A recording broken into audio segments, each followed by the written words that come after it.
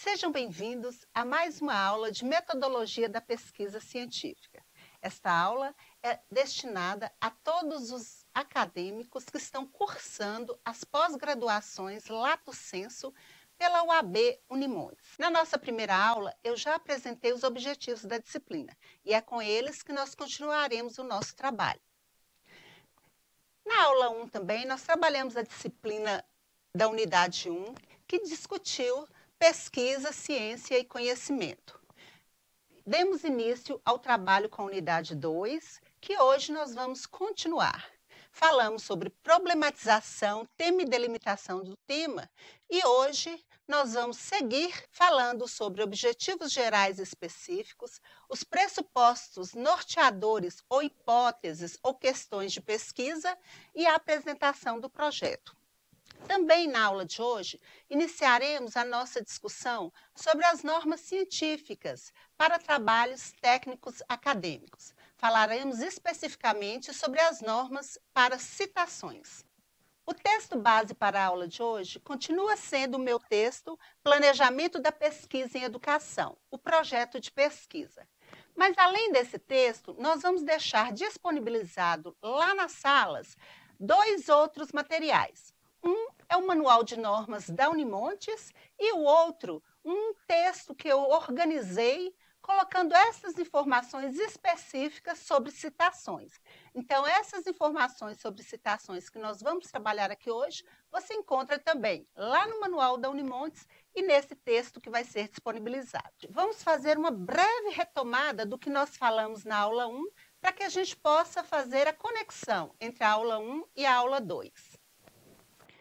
Na aula 1, nós falamos especificamente sobre o que é ciência, pesquisa e conhecimento, falamos sobre como produzir pesquisa, como que uma pesquisa deve ser realizada para que você produza um conhecimento científico. Estabelecemos também algumas diferenças entre senso comum e conhecimento científico. Nós também trabalhamos 2 conceitos muito importantes para nós, não apenas aqui na pesquisa, mas como professores de modo geral. Nós trabalhamos o conceito de realidade concreta e de totalidade. Não se esqueçam, na organização do projeto, tenham sempre em mente esses 2 conceitos para que vocês organizem bem a problemática e todo o desenvolvimento a partir da mesma. Também falamos um pouco sobre o percurso teórico-metodológico da pesquisa. E lá eu destaquei algumas dicas para você se atentar enquanto pesquisador e falamos também sobre as etapas da pesquisa. Iniciamos também na aula 1 a nossa discussão sobre o projeto, onde tratamos da problematização do tema e da delimitação do tema. Relembrando, então, na aula passada, nós falamos sobre as etapas da pesquisa e nessas etapas eu destaquei as 3 etapas que nós vamos trabalhar nesta disciplina. A etapa de problematização, do estudo exploratório e do planejamento. Vocês já fizeram a atividade colaborativa na aula passada e também já deram início ao estudo exploratório. Lá no Fórum 1, nós já trabalhamos a questão do estudo exploratório. Espero que vocês estejam mergulhados para aprender os conceitos, as temáticas envolvidas no seu projeto. Hoje, nós vamos continuar nossa aula falando sobre a terceira etapa, que é a etapa do planejamento. Relembrando, nós dissemos que a etapa de problematização, ela precisa ser elaborada a partir de 3 questões. A primeira questão é a situação-problema, de onde nasce o nosso problema de pesquisa, e a partir dessa situação nós vamos delimitar a pergunta-problema que vai encaminhar toda a pesquisa, lembrando que a pergunta-problema ela é a dona da nossa pesquisa.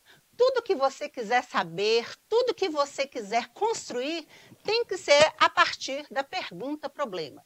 Toda dúvida que você tiver de como fazer, para onde ir, o que pesquisar, pergunte para o seu problema. Ele tem todas as respostas que você precisa. Nós vamos ver sobre isso hoje. E, enladeando, dando uma sustentação, uma base, tanto para a nossa situação-problema quanto para a nossa pergunta-problema, nós temos o contexto geral. E falamos também sobre todos os elementos que nós vamos precisar construir para elaborar nosso projeto de pesquisa. E hoje eu destaquei aqui a questão da problematização, o elemento problematização, só para que vocês não se esqueçam que ele é a chave, é o eixo da nossa pesquisa. Na aula 1, eu trouxe um exemplo de um problema de pesquisa para que ele sirva para a gente como um parâmetro, para que nós entendamos melhor como elaborar a problematização, como elaborar todos os elementos do projeto. E eu vou continuar com ele hoje como medida, como forma para esclarecer a construção dos demais elementos. Lembrando que eu fiz uma simulação de projeto, como se eu estivesse cursando uma pós-graduação em políticas públicas educacionais. Escolhi esse curso de pós-graduação em políticas públicas educacionais porque as políticas públicas, de certa forma, abarcam todas as temáticas das pós-graduações que estão participando destas aulas. Então, achei que com isso ficaria mais fácil a compreensão de vocês. E dentro das políticas públicas, o item escolhido foi o histórico das políticas públicas de educação. E aqui eu trago, só para a gente relembrar, a problematização, com o contexto, a situação problema e a pergunta problema. Quero, antes disso, retificar uma informação que eu dei na aula passada. Eu disse para vocês que a mudança na LDB havia ocorrido em 2016. Na verdade, essa mudança das idades previstas para a obrigatoriedade da educação, especificamente a educação fundamental, ela se deu em 2016, mas na verdade foi em 2013. A Lei 2.796 de 2013 foi a que fez a alteração na escolaridade, na idade de escolaridade para o ensino fundamental obrigatório. 2016, na verdade, foi o prazo que o governo federal deu para estados, municípios e o Distrito Federal fazerem essa mudança no atendimento. E aqui agora, no nosso exemplo de problematização, isso já está acertado. Então, vamos lá ver se realmente a nossa problematização ficou redondinha? Confira. Contexto.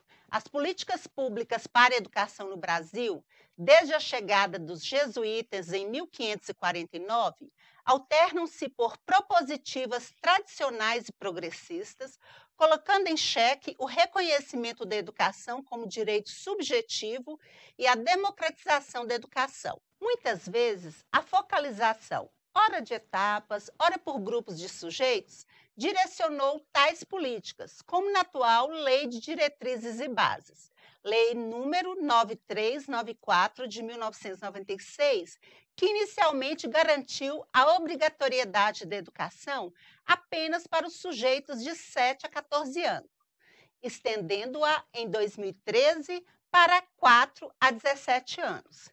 Tais questões se complexificam quando se trata da educação de jovens e adultos, visto que, durante muito tempo, a escolarização desses sujeitos foi desconsiderada por tais políticas. Como você pode ver, a função do contexto é dar um suporte teórico, histórico, para a situação problema que vem logo em seguida. Se a gente delimita o contexto, quando o nosso leitor se defronta com a nossa pesquisa, ele vai dizer, olhe bem, essa pesquisa não nasceu do nada, ela tem um fundamento, ela está embasada num contexto político, social, econômico, pedagógico do Brasil. Então, isso dá mais sustentação, acrescenta credibilidade e cientificidade ao seu problema de pesquisa. Vamos ver agora como ficou a situação problema. Especialmente no período de 1950 a 1985, um forte entusiasmo por essa questão aflorou no Brasil em função do seu contexto político, social e econômico, refletindo-se na implementação de projetos e programas de alfabetização de jovens e adultos de correntes teóricas diversas e, portanto, com objetivos muitas vezes antagônicos. Como você pode perceber, nós saímos de um contexto geral que localizou a situação do Brasil de modo geral, em questão de políticas públicas para a educação, e na situação problema, eu já começo a dizer o que dessas políticas me chama atenção, o que especificamente eu vou pesquisar. Agora, a pergunta problema vem para dizer exatamente o que nós vamos pesquisar dentro das políticas públicas. Diante desse cenário, questiona-se: as políticas públicas desenvolvidas no Brasil no período de 1950 a 1985 representaram um avanço para a escolarização de jovens e adultos? Como você pode perceber, quando a gente delimita contexto, situação, problema e pergunta problema, a nossa pergunta problema não fica perdida no tempo. Ela vem sustentada por uma base teórica, por uma base de legislação, de informações que mostram exatamente que a nossa pesquisa é datada, que a nossa pesquisa está situada numa questão central dentro das políticas públicas. E é isso que a gente quer que você faça com o seu projeto, que você escreva um contexto geral que vai dar suporte para a sua situação problema.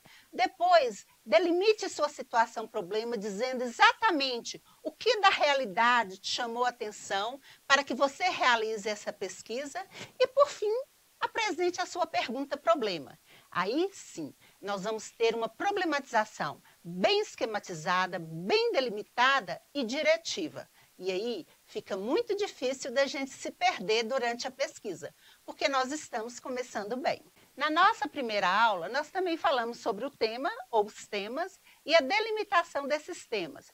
E agora vamos ver como que eles ficaram aqui, nessa situação problema que nós estamos trabalhando? Bom, nós temos nessa situação problema dois temas. Um são as políticas públicas educacionais que englobam, de modo geral, a educação no Brasil, e o outro tema é a educação de jovens e adultos. Vejam bem, políticas públicas de educação, elas envolvem muito mais do que a educação de jovens e adultos. Não só a educação de jovens e adultos está dentro das políticas públicas. E com isso, nós temos outros aspectos a serem tratados dentro das políticas públicas. Então, nem sempre, quando eu falo de políticas públicas, eu estou falando das políticas de EJA. Da mesma forma, nem sempre, quando eu falo de educação de jovens e adultos, eu estou me referindo apenas às políticas. Eu posso, por exemplo, falar de educação de jovens e adultos, trabalhando a questão das metodologias e dos recursos utilizados. Então, são dois temas distintos. Quando você for procurar o seu tema ou seus temas dentro da sua situação problema, faça essa pergunta. Eles têm existência independente? Nem tudo que é política pública é relacionado à EJA, nem tudo que é EJA é relacionado a políticas públicas. Então, você tem mais de um tema aí, você tem dois temas. E assim você consegue, lá na sua pergunta problema, delimitar os seus temas. A segunda questão refere-se à delimitação do tema. Quando você vai delimitar o tema, você vai sair de um tema que é amplo ou de vários temas amplos e chegar a uma especificação sobre esses temas. No caso da nossa pergunta problema, que está servindo de exemplo, a delimitação dos temas ficou assim: as contribuições das políticas públicas para o avanço da escolarização de jovens e adultos no Brasil no período de 1950 a 1985. Vejam que aqui na delimitação do tema, eu encontro respostas para 3 perguntas. O que eu vou pesquisar? Onde eu vou pesquisar? E quando eu vou pesquisar? Talvez, no seu problema, você tenha outras perguntas. Com quem? Baseado na teoria de quem? A partir do quê? Então, quando você responde essas questões, você sai de temas muito amplos, como a gente pode ver aqui nesse slide, até chegar num tema bem restrito. Vejam que aqui, inicialmente, nós tínhamos 2 temas muito amplos e muito abrangentes. Pesquisa nenhuma seria capaz de responder ou de questionar tudo sobre políticas públicas e tudo sobre educação de jovens e adultos. Isso é impossível. Por isso, nós vamos delimitando, ou seja, vamos recortando este tema ou esses temas até chegar nenhuma especificidade, nenhuma pequena parte relacionada a estes temas possível de ser pesquisada. Então, a gente sai de 2 temas bem amplos, avança para uma especificidade. Eu não quero saber tudo, nem sobre a EJA, nem sobre as políticas públicas. Eu quero apenas conhecer as contribuições das políticas para o avanço da EJA. Vejam que aqui nós já diminuímos o nosso foco de estudo. Mas eu quero saber sobre essas contribuições onde? Nos Estados Unidos, na França, na Argentina, no Chile? Não, eu quero saber no Brasil. Então, eu saio de várias possibilidades e adentro a uma única possibilidade. Eu quero saber sobre essa questão aqui no Brasil. Mas quando? Nós temos aí de 1500 ao ano 2018. Não daria jamais para a gente fazer essa pesquisa numa amplitude tão grande. Então, por isso que eu vou delimitar também o tempo. Me interessa nessa pesquisa apenas o tempo de 1950 a 1985.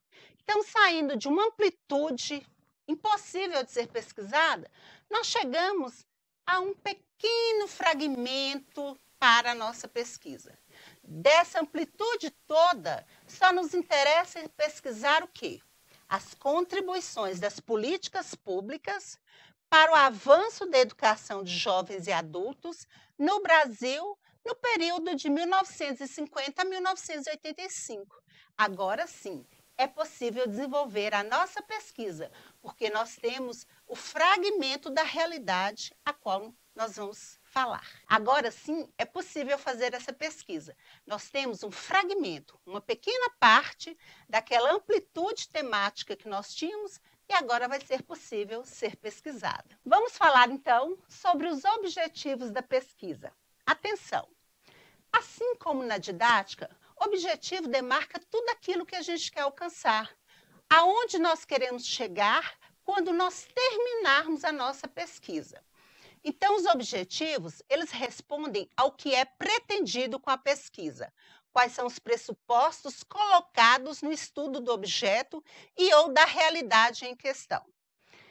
Nós temos 2 tipos de objetivos, os objetivos gerais e os objetivos específicos. Em uma pesquisa que vai ser registrada no artigo, em geral, nós delimitamos apenas um objetivo geral. Se fosse uma pesquisa maior, uma pesquisa com amplitude maior, como se faz, por exemplo, nas teses de doutorado, nós poderíamos ter mais de um objetivo geral. Mas aqui, para a nossa realidade, para o artigo que nós vamos escrever, um objetivo geral eu acredito que seja o suficiente para os nossos projetos. Então, o que trata o objetivo geral? Ele trata e ele traz a visão ampla do objeto a ser pesquisado. Ele diz exatamente o que queremos alcançar, onde queremos chegar com a nossa pesquisa. Como dizem Marconi e Lakatos, o objetivo geral, ele vincula-se diretamente à própria significação da tese proposta pelo objeto. Diz o que se quer alcançar em relação ao nosso objeto de pesquisa, quais as informações gerais que a pesquisa busca, que problemas ela abrange.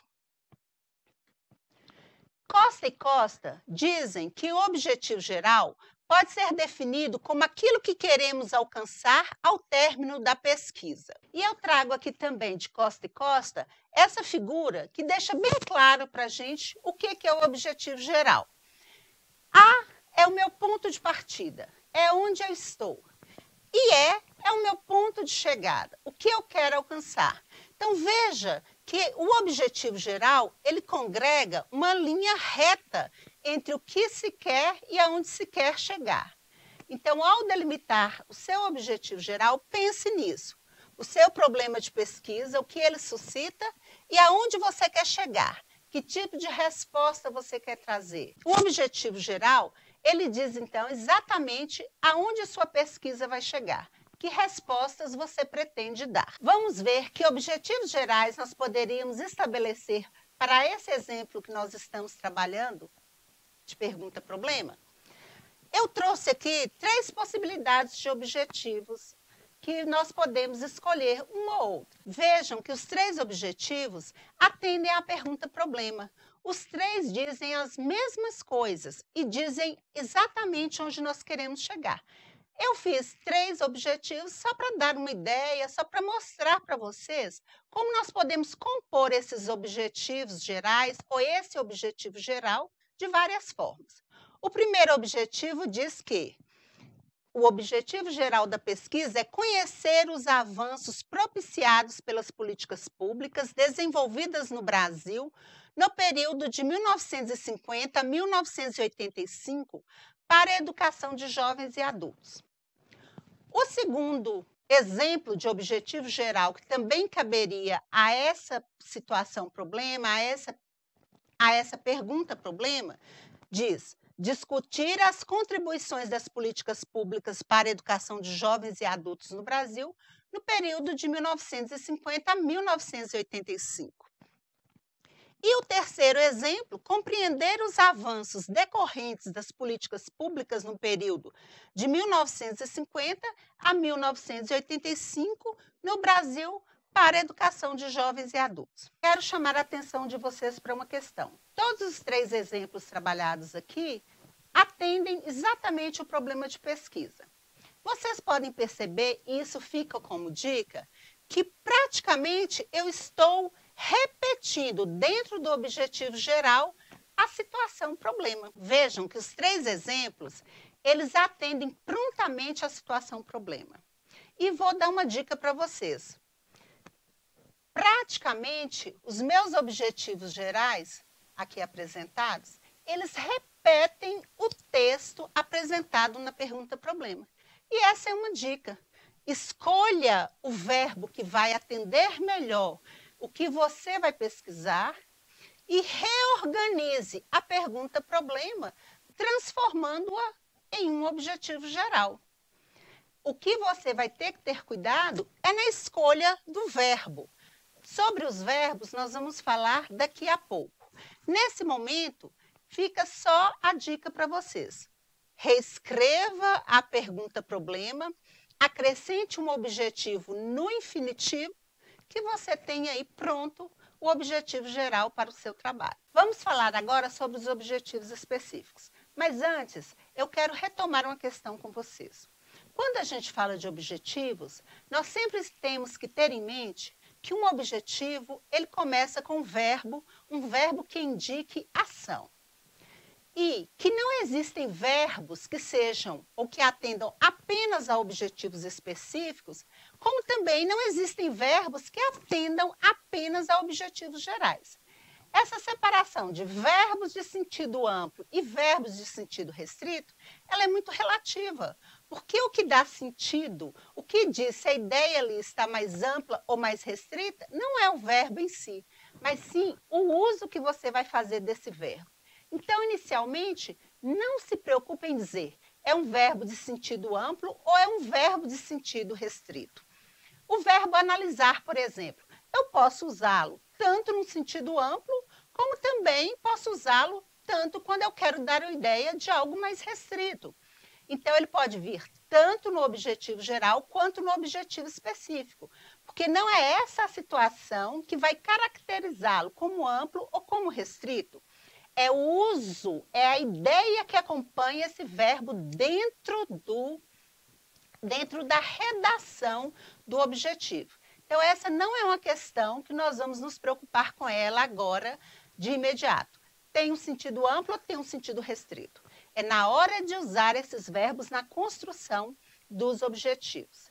Vou aproveitar também para voltar a uma questão que eu tenho certeza que vocês aprenderam lá na didática, mas é só para relembrar. Todo objetivo, ele tem que ser claro, ele tem que ser conciso, ele tem que ser direto.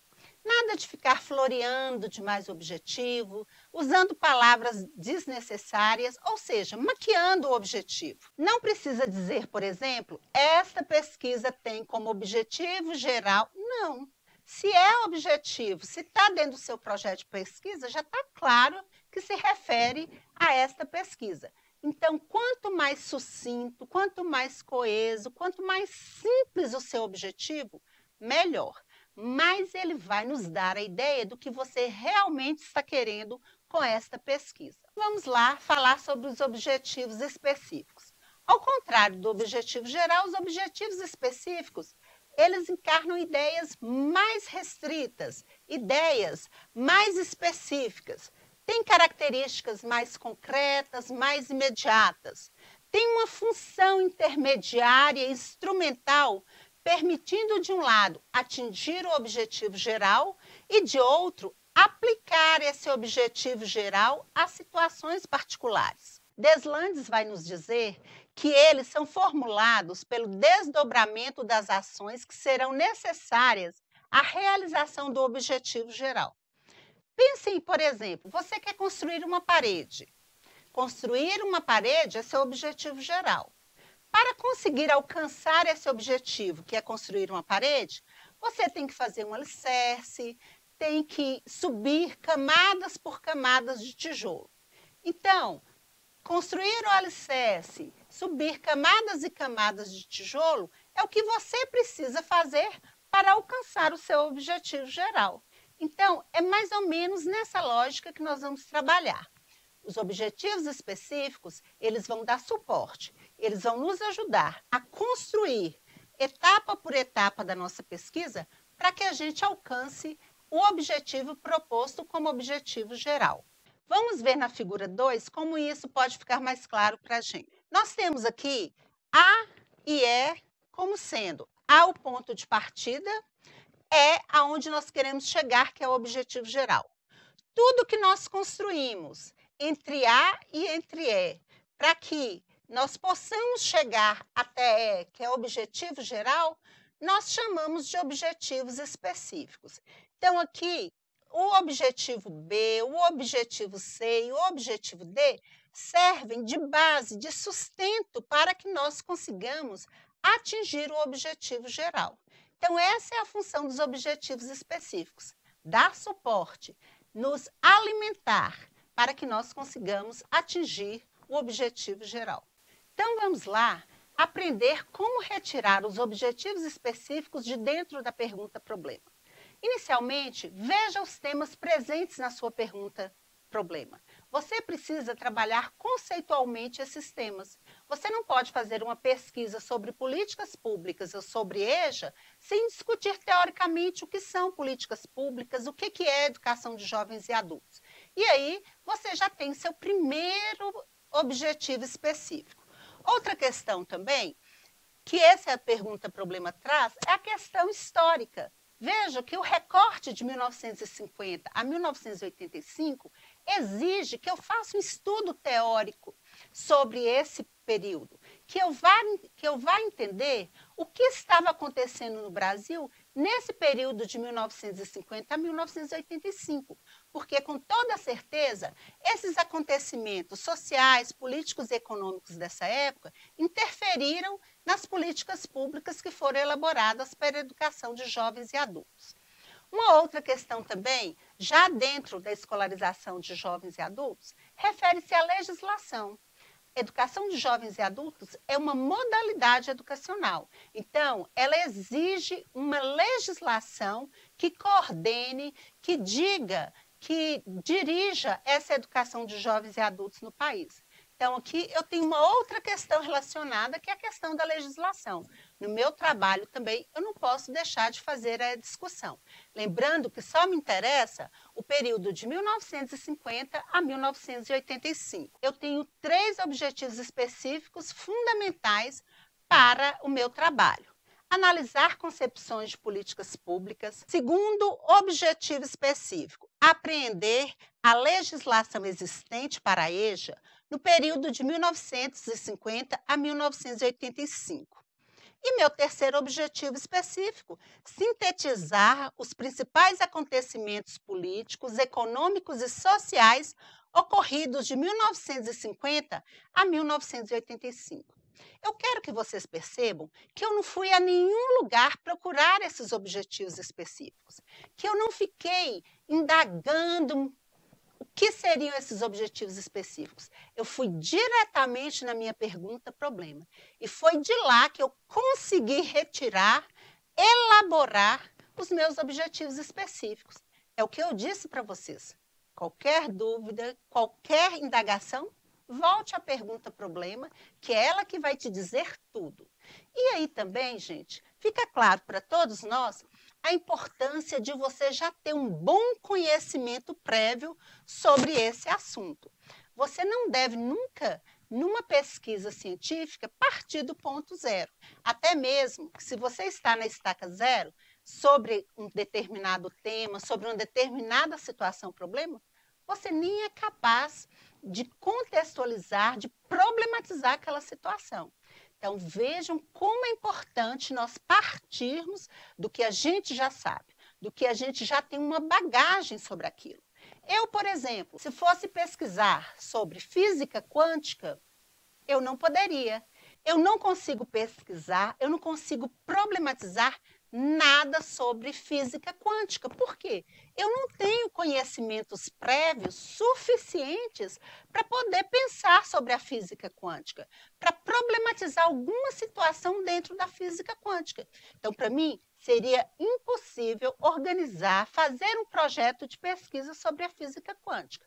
Mas se eu venho falar sobre políticas públicas, sobre didática e outras questões, a minha formação como pedagoga me permite isso, porque eu já vim ao longo do tempo construindo conhecimento sobre essas áreas. E aí, tendo essas informações, eu consigo olhar para situações e problematizá-las. Mas ainda falta uma outra questão que não apareceu nos objetivos específicos, e eu tenho que ficar atenta sobre isso. Eu falo sobre a minha pergunta-problema que eu quero trabalhar com os avanços que as políticas propiciaram à EJA.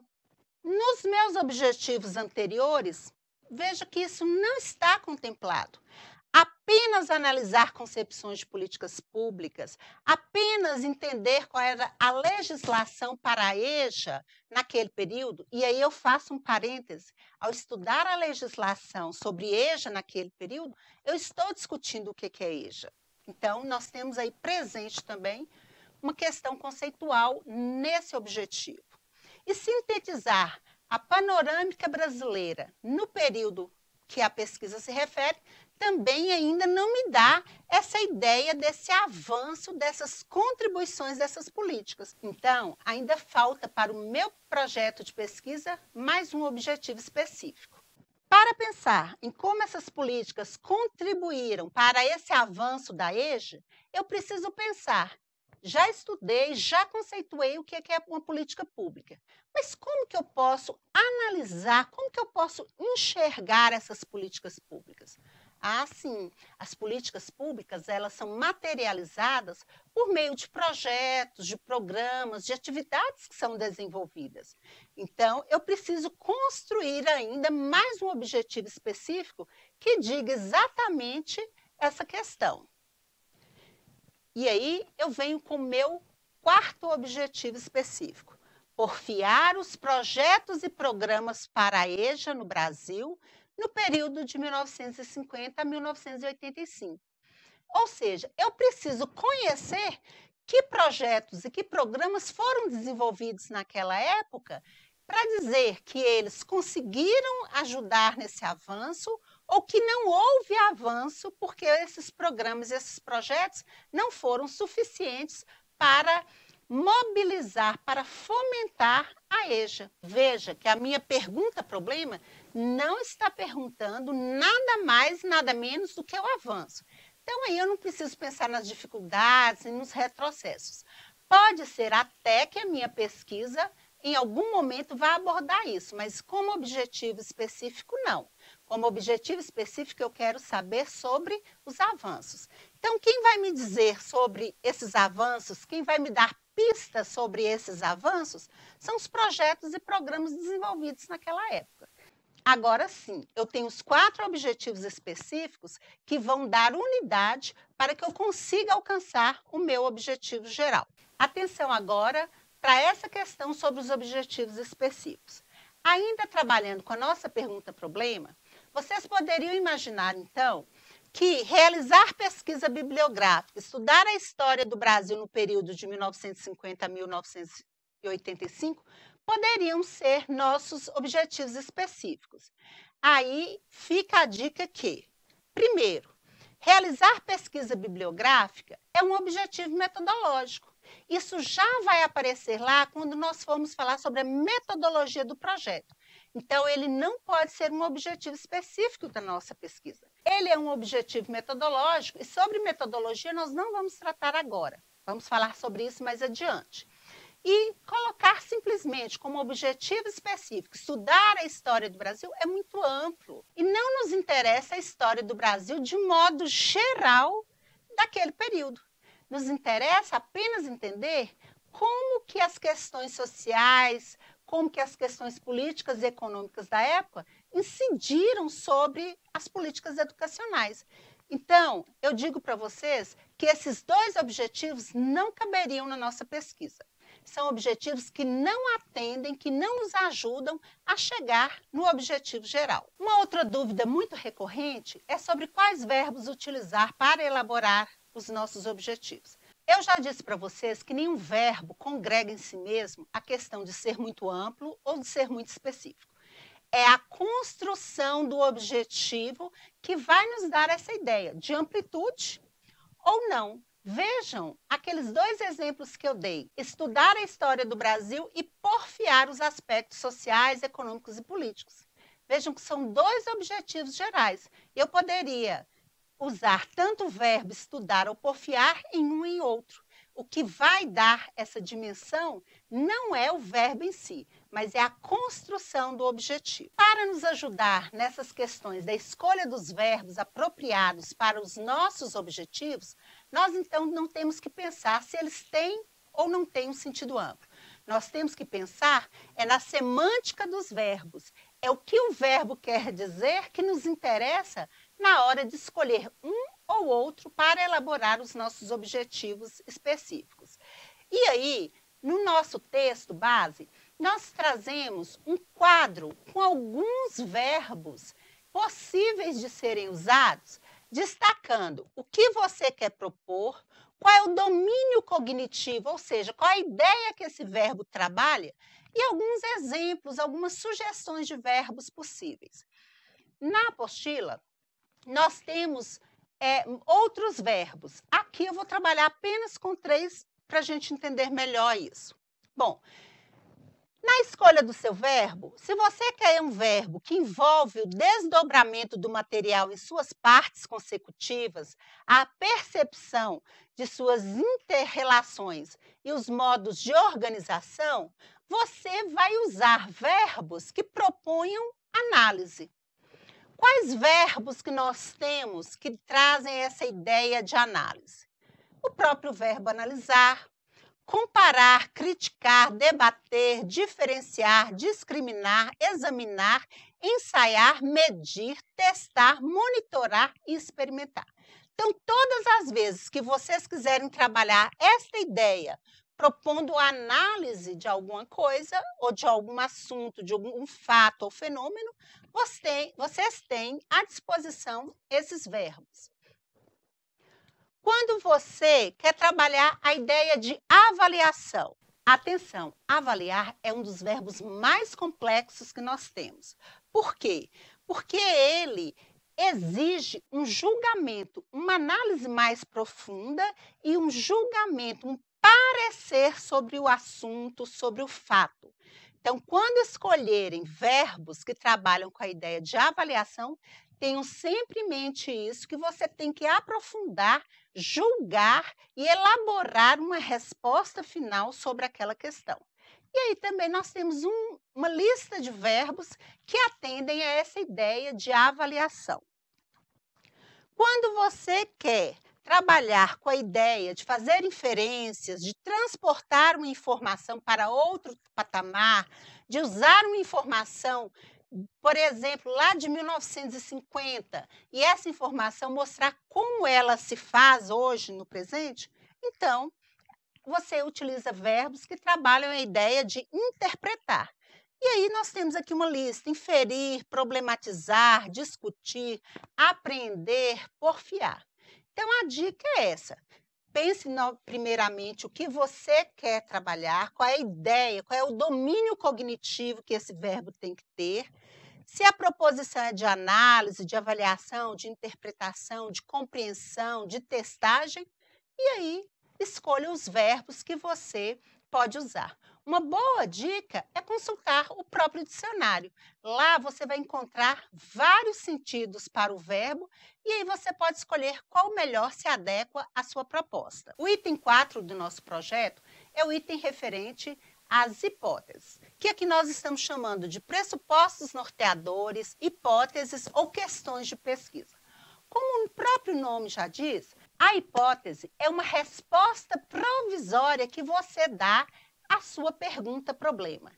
É baseado realmente naquilo que você acha, nos conhecimentos prévios, nas leituras que você já fez. Então, é uma resposta momentânea que você vai dar à sua pergunta-problema. Mas atenção!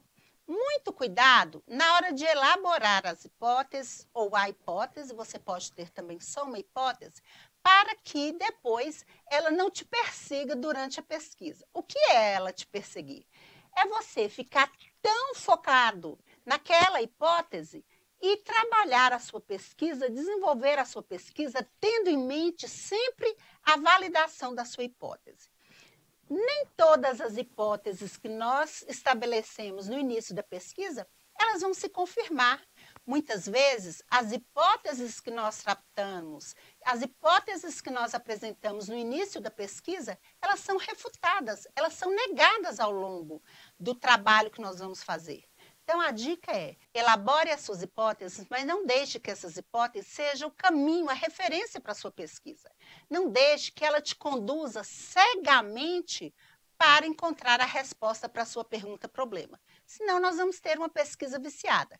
Você vai fazer pesquisa apenas para confirmar o que você já sabe. Aí, não tem validade científica. Cervo e Bervian vão nos dizer que hipotetizar consiste em supor conhecida a verdade ou explicação que se busca. É uma suposição verossímil, depois comprovável ou denegável pelos fatos. É o que eu disse para vocês. Você pode tanto refutar, como pode, no final da sua pesquisa, restabelecer, reafirmar o que você tinha como hipótese inicial. Aqui, nós trazemos para vocês algumas características de uma boa hipótese. Primeiro, ela tem que ter uma consistência lógica e teórica. Ela tem que ter uma resposta imediata à situação, problema que você traz. E tem que ter uma sustentação teórica. Tem que ter uma relação muito íntima com a sua pergunta-problema. Ela tem que ser clara, assim como os objetivos, as hipóteses também têm que ser claras. Elas têm que dizer exatamente o que você quer.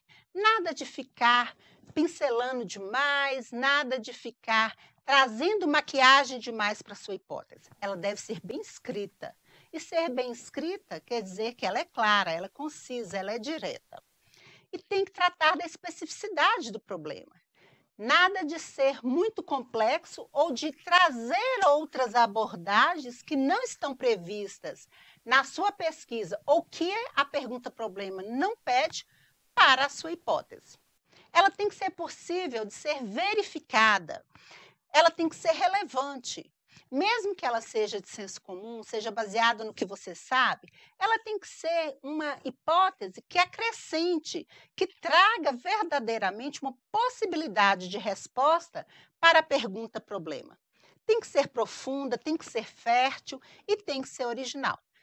Pensando aqui nessas questões, nessas características, com certeza você vai escrever, você vai estabelecer uma hipótese que vai te ajudar, que vai colaborar muito com a sua pesquisa. Vamos ver então como que eu posso construir uma hipótese? Vamos voltar à nossa pergunta-problema.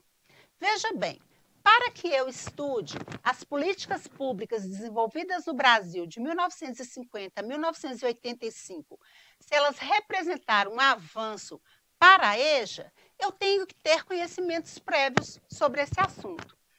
Por exemplo, eu tenho que saber que em 1960, as ideias de Paulo Freire e a tendência libertadora estavam sendo divulgadas aqui no Brasil.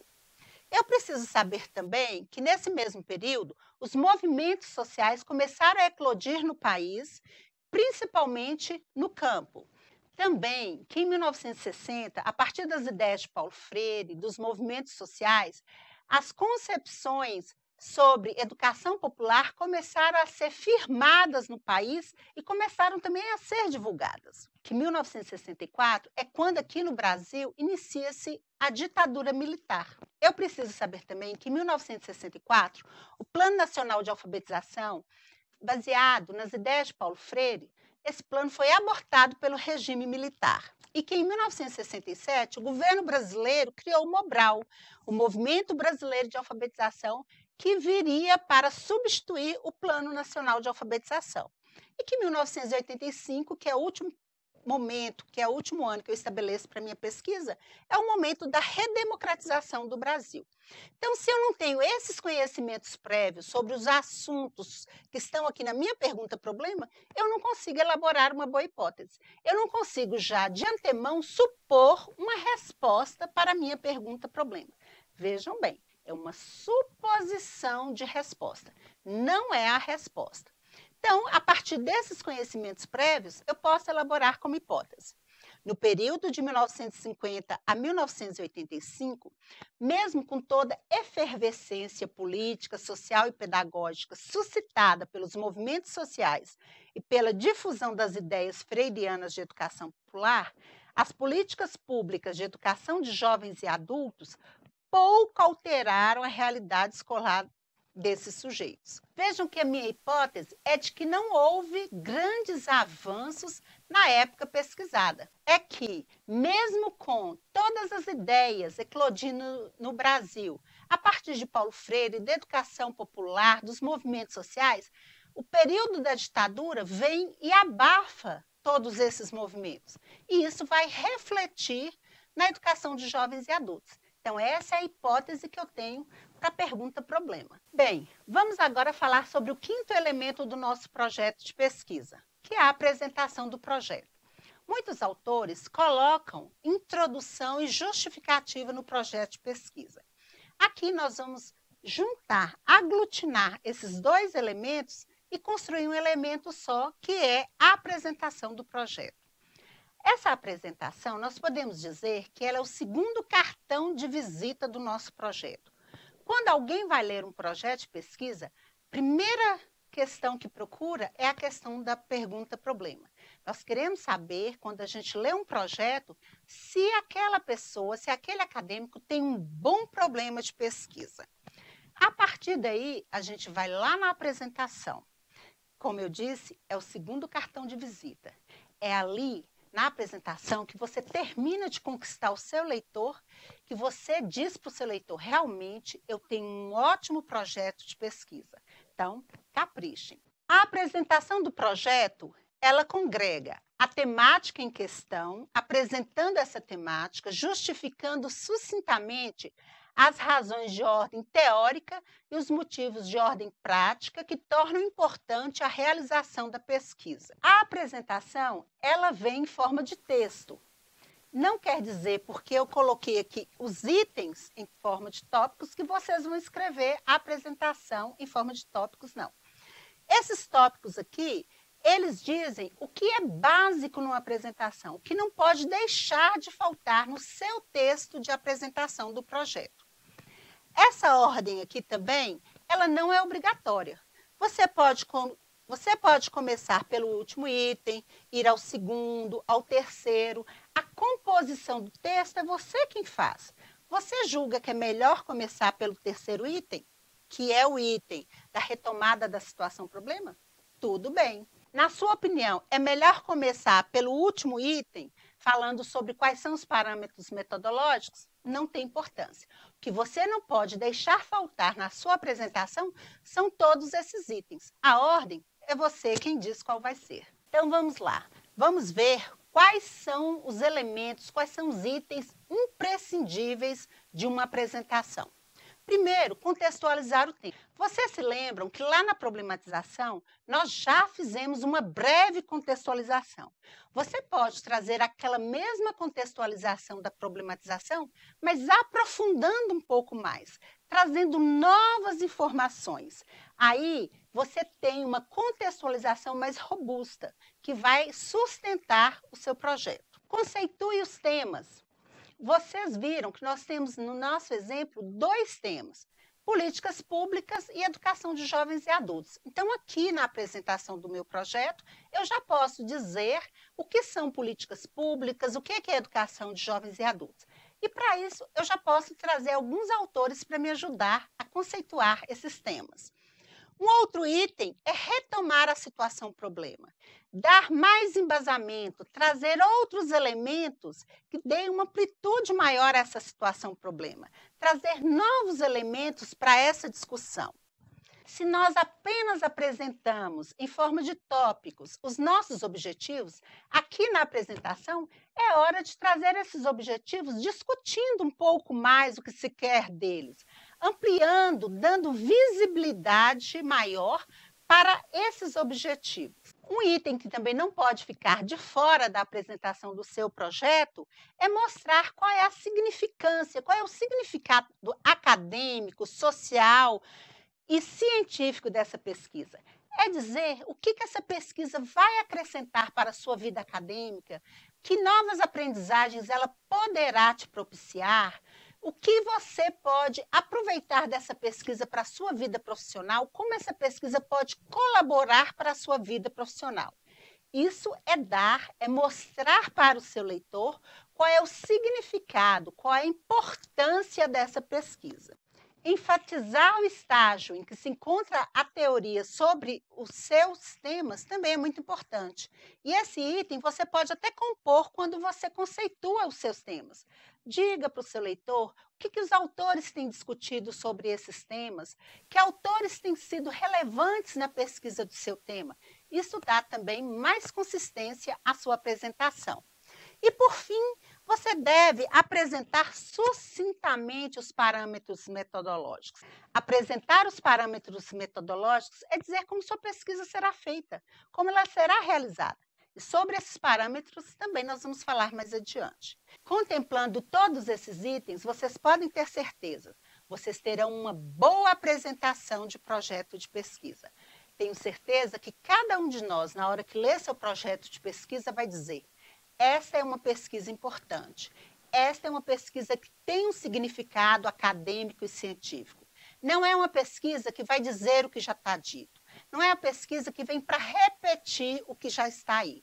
Este acadêmico, essa acadêmica estão apresentando uma questão que realmente é importante e precisa ser pesquisada na área da educação. Nessa segunda aula, nós vamos parar com o planejamento da pesquisa, vamos até aqui, a construção da apresentação do nosso projeto. Nós vamos agora falar um pouco, e eu tenho certeza que isso é só uma revisão breve, sobre as normas para citações. Nós já vamos falar sobre essas normas para citações em trabalhos acadêmicos científicos hoje, porque lá na apresentação do projeto vocês já vão precisar fazer uso dessas normas para escrever essa apresentação, para trazer os autores para o diálogo. Trazer os autores para o diálogo significa fazer citações, trazer as vozes desses autores a partir da leitura de obras, de artigos, e aí também vamos pensar que nós vamos ter que escolher bons trabalhos, boas obras, consultar sites que sejam realmente científicos. Nunca vamos consultar sites ligados ao Wiki, como a Wikipédia, porque são sites de textos abertos que permitem muitas mexidas por qualquer pessoa. Nós vamos buscar revistas científicas de universidades, nós vamos buscar livros que tenham um comitê científico reconhecido. Estes são os bons textos, as boas fontes de leitura e de estudo que nós temos para trazer para discussão. Estes são os autores e obras que nós vamos trazer para nos ajudar na discussão dos nossos temas. Nós vamos usar a Resolução 182 de 2008 do CEPEX Unimontes, que traz um manual, que aprova o manual de normas técnicas da Unimontes. Inicialmente, quero falar com vocês sobre plágio.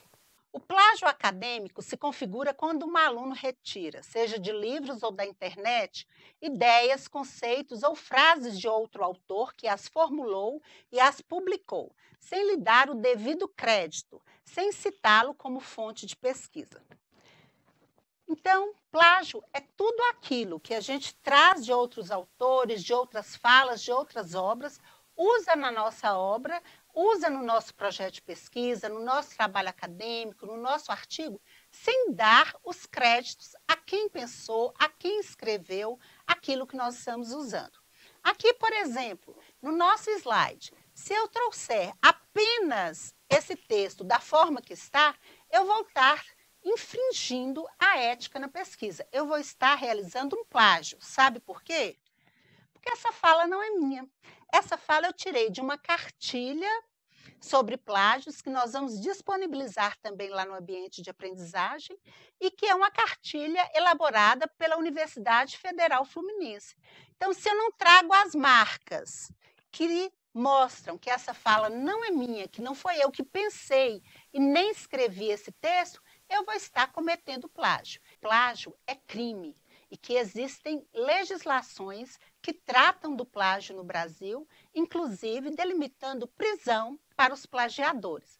Fique ligado. Então, como nós vimos, quando eu trago uma fala que não é minha, uma ideia que não é minha, eu tenho que dar demarcação de onde vem, quem é o autor, quem escreveu aquela fala. Como eu disse, é uma fala aqui da cartilha da Universidade Federal Fluminense. Quando eu trago o nome do autor, o ano da obra e a página, eu chamo esse item que demarca a autoria de credencial da autoria. Então, quando o seu professor, quando o seu orientador te pedir onde está a credencial de autoria dessa fala, você já sabe que ele está te perguntando quem é o autor da fala, em qual obra e, se necessário for, em que página está esta fala na obra citada. Então, a credencial da autoria nos garante que o nosso trabalho não seja organizado pelo plágio. Nos diz, nos mostra exatamente de quem é a fala que nós estamos trazendo como contribuição. Entrando na questão das citações, nós vamos relembrar que citações são trechos transcritos ou informações retiradas de publicações consultadas para a realização do trabalho. É uma menção que você faz no seu texto e que vem de outras fontes. Elas são introduzidas no texto com o propósito de esclarecer, reforçar, justificar, ilustrar ou complementar as ideias dos autores. Atenção! As citações, elas são complementos para o seu texto. Seu texto não pode ser formado, não pode ser organizado apenas com citações. Lembre sempre que o texto é seu, tanto do projeto de pesquisa como depois do artigo. É você quem deve escrever o texto. As citações você traz como forma de complementar uma ideia sua, um conceito interessante que um autor tenha sobre um tema, sobre um subtema do seu projeto. Elas vêm para exemplificar o que você está dizendo ou para dar uma referência teórica ao que você está dizendo. Então, lembre-se, o texto é seu. O autor é um coadjuvante, é alguém que vem para colaborar com o texto e não para escrevê-lo sozinho. Nós temos 3 tipos de citações. As citações diretas, que podem ser tanto curtas quanto longas, as citações indiretas e as citações de citações. Vamos primeiro ver o que é uma citação direta. Quando que eu faço uma citação direta? Quando eu trago a ideia e as palavras do autor exatamente como elas estavam lá na obra. É uma transcrição ipsis literis, ou seja, é uma transcrição que você faz sem tirar nem pôr nada. Inclusive, se tiver algum erro gramatical, lá na citação, você traz a citação da forma como ela está. Na citação direta, você pode fazer uso de 3 recursos. O primeiro recurso é o recurso da supressão. Nem sempre você quer trazer a ideia completa ou o texto completo dentro da citação direta. Aí você faz o uso da supressão para retirar alguma parte do texto que não te interessa, que não vai trazer grandes colaborações para seu texto. Então, ao suprimir uma parte do texto, nós vamos utilizar o símbolo de supressão, que é marcado por um colchete, as reticências e outro colchete. Um outro recurso que pode ser utilizado na citação direta é o recurso de acréscimo. Você abre um colchete e acrescenta palavras à fala do autor. Ao abrir os colchetes, você está dizendo: esta fala que está sendo introduzida nessa citação, mas ela não é do autor, ela é minha. Por isso, ela está vindo entre colchetes. Ou também você pode usar um outro recurso, que é o recurso para indicar que existem erros gramaticais naquela citação.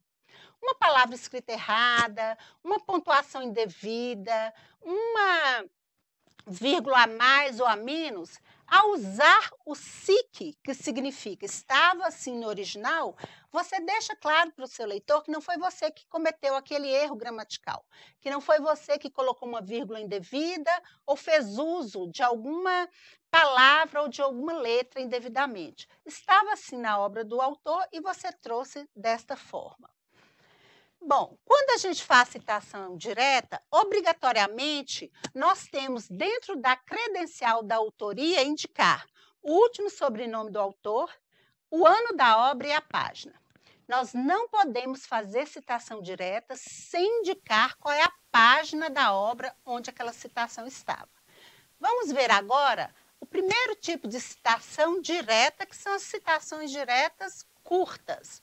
Bom, elas têm até 3 linhas, vem inserida no próprio corpo do texto. Obrigatoriamente, ela tem que ter o uso das aspas. Por quê? Porque as aspas vão nos dizer exatamente onde começa e onde termina a fala do autor. Vai separar o que é texto seu do que é texto do autor. Vamos ver aqui nesse exemplo. O primeiro passo na pesquisa. Quando eu abro essas aspas, eu estou dizendo que essa primeira parte do meu texto foi escrita por mim, mas que a partir das aspas, a fala já não é minha, a fala é do autor. Então, é muito importante, quando a citação é curta, direta, curta, você fazer o uso das aspas. Justamente por isso, ela indica onde começa e onde termina a fala, que não é sua. E se ela vem inserida no corpo do texto, a gente usa o mesmo espaço entre linhas, que é o espaço de um e-mail. O espaço entre linhas é esse espaço que existe entre uma linha e outra. Exemplo, o primeiro passo na pesquisa é a tentativa de delimitação do problema em estudo. Vejam que está separado o que é fala minha, o que é fala do, nesse caso aqui, fala da autora. A Marli André é a autora dessa frase. André é o último sobrenome dela, por isso está aqui. E está em caixa alta, em letra maiúscula, porque está dentro do parêntese. Nome de autor, dentro do parêntese, sempre com letra maiúscula. Como é uma citação direta, curta, vejam que eu tenho aqui obrigatoriamente de indicar a página. Aqui também eu faço uso da supressão. Existia uma parte da fala da Marli André que não me interessava usar aqui, então aqui eu dou a ideia de supressão, eu tirei algo que vinha antes, mas que não me servia aqui, e também tinha algo que a Marli André falava depois e que também não interessava para o meu texto aqui. Então, a supressão eu posso usar tanto no início quanto no fim e posso usar também no meio da frase. O outro tipo de citação é a citação indireta longa. A citação indireta longa é aquela que tem as mesmas características da outra citação, entretanto, ela tem mais de 3 linhas. Como que eu fico sabendo se deu mais ou menos de 3 linhas? Digite o texto normal, tamanho 12, letra Times New Roman, normalmente. Você digitou, coube em 3 linhas, ela é curta. Passou de 3 linhas, ela é longa. Nunca diminua primeiro o tamanho da letra para depois contar se deu ou não 3 linhas. O tamanho da letra é 12 para a gente pensar e ver se deu 3 linhas ou mais. Então, se ela dá mais de 3 linhas, a citação que você está fazendo, ela passa a ser longa, deixa de ser curta e passa a ser longa. Aí ela ganha outras características. Ela já não pode vir no corpo do texto. O que eu chamo de corpo do texto? É o que eu vinha escrevendo no meu texto normalmente. Vejam que aqui, por ela ter mais 3 linhas, ela não cabe na continuidade do meu texto. Ela não cabe no corpo do texto. Aí sim, eu tenho que criar um parágrafo independente, recuado 4 centímetros.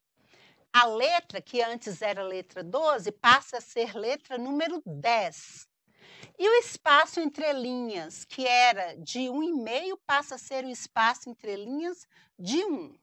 E aí eu não preciso usar aspas. Por quê? As aspas não servem para delimitar onde começa e onde termina a fala do autor. Se eu estou fazendo a fala do autor num parágrafo independente, eu já estou claramente delimitando aonde começa essa fala e aonde termina essa fala. O outro tipo de citação é a citação indireta. Qual é a ideia e a diferença da citação direta para indireta? Se na citação direta eu trouxe a fala do autor, a escrita do autor, tal qual ela está na obra original, sem mexer em nada, sem retirar palavras, no sentido do que está presente no texto, aqui na citação indireta eu já não tenho essa obrigatoriedade. Lá eu trago as palavras e as ideias do autor. Na citação indireta, eu não trago as palavras do autor necessariamente, mas eu trago as ideias do autor.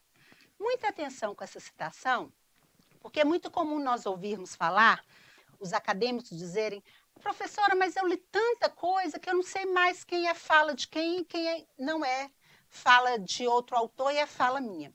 Por isso que é bom você ir fazendo as suas anotações.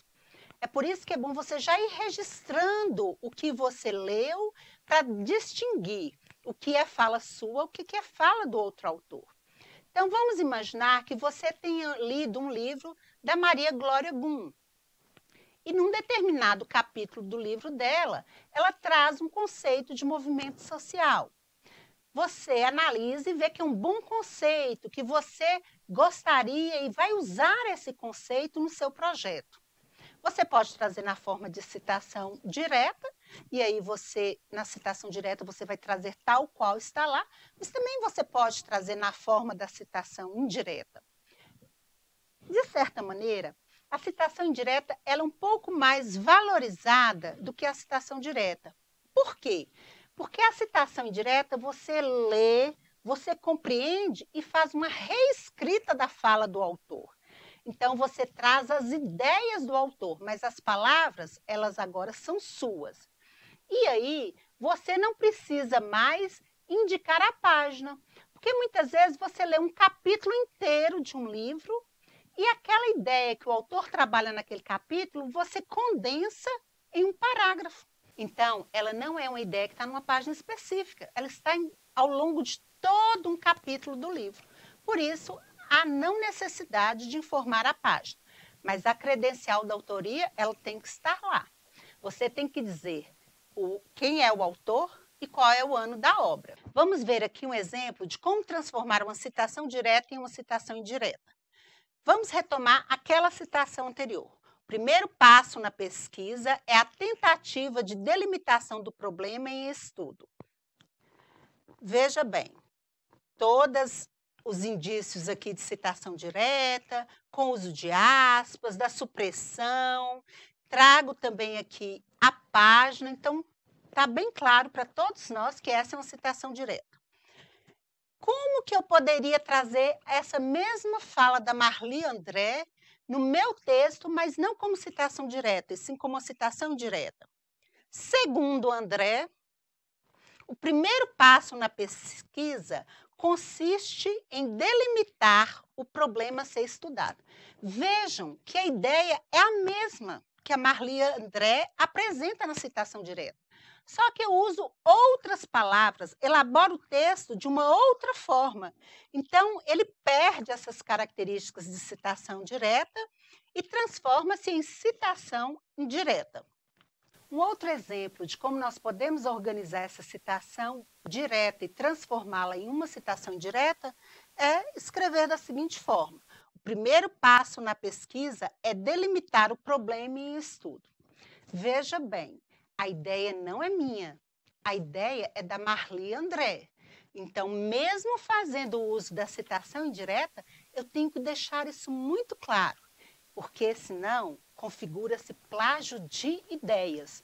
Eu não estou plagiando as palavras, porque a citação não é direta, mas eu estou plagiando a ideia. Por isso, a credencial da autoria também é imprescindível de ser usada. André, que é o último sobrenome da autora, 2004. Uma outra dúvida muito frequente em geral dos acadêmicos é quando que eu escrevo o nome do autor em letras maiúsculas ou minúsculas. Todas as vezes que o nome do autor estiver fora do parêntese, eu trago o nome do autor em letras minúsculas. Inicial maiúscula com as letras minúsculas. Mas quando este nome está dentro do parêntese, ele vem todo na maiúscula, todo em caixa alta. E aí é a construção do texto que vai dizer se o nome do autor vem fora ou dentro do parêntese, como nós podemos perceber aqui nesses dois exemplos de situação indireta.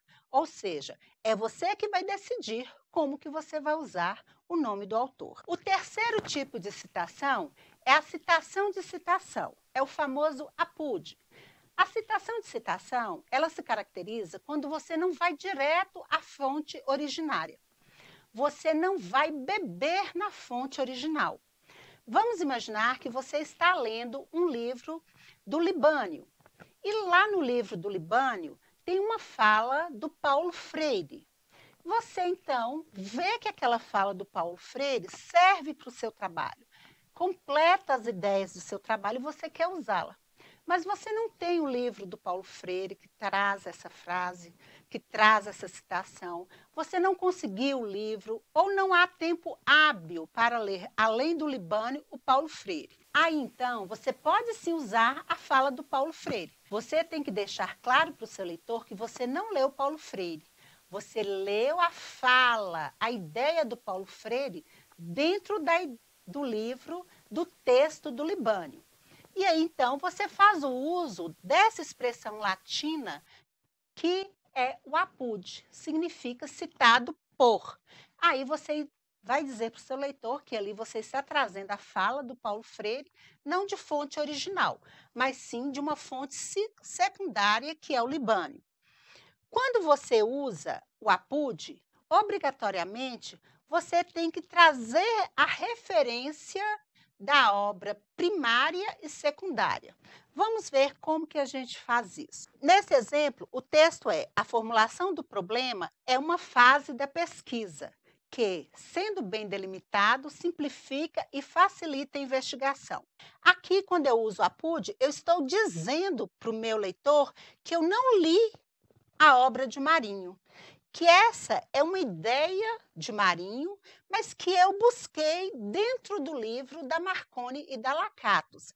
Então, eu vou dizer que esta fala é uma fala de Marinho que foi citada por Marconi e Lakatos nessa obra de Marconi e Lakatos. Aí, quem vai aparecer lá na minha lista de referências no final do projeto de pesquisa é Marconi e Lakatos. Porque na minha lista de referências lá no final do projeto de pesquisa só pode conter as obras que eu realmente li, que eu fui beber na fonte original. As citações de citações, a referência delas deve vir em nota de rodapé. Todas as vezes que nós encontrarmos no seu projeto de pesquisa a nota de rodapé com uma referência de obra, nós vamos saber ele ou ela não leu o texto, a obra original, mas sim em uma obra secundária. Então, aqui na nota de rodapé, você traz a obra original. E a obra secundária, de onde você retirou a obra original, vem na sua lista de referência. Então, nós encerramos a nossa segunda aula hoje por aqui.